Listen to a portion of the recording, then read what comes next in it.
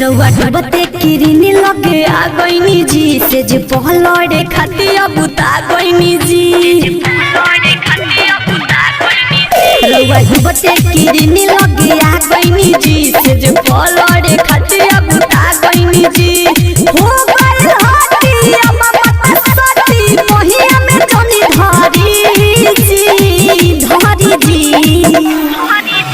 बस कहरिए राजा बस करी ना तो लहंगा लस लस करी जी। बस कहरिए राजा बस करी ना तो लहंगा लस लस करी जी।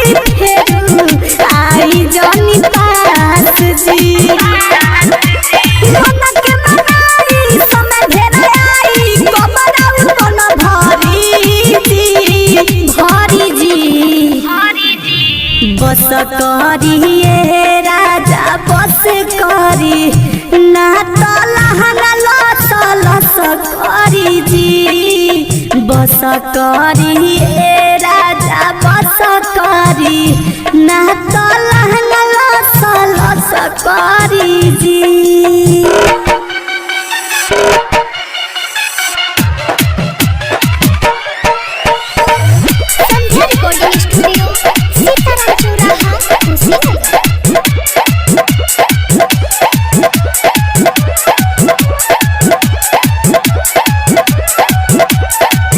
राइटर मुकेश राज हॉट होने जाई छोड़ी कलाई हमार आवता भाई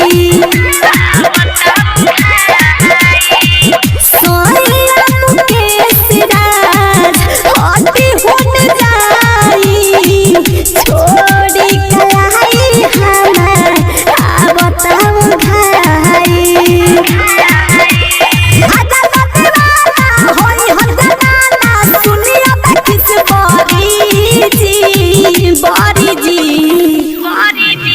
बस करिए राजा बस करी ना तो लहंगा लस लस करी जी।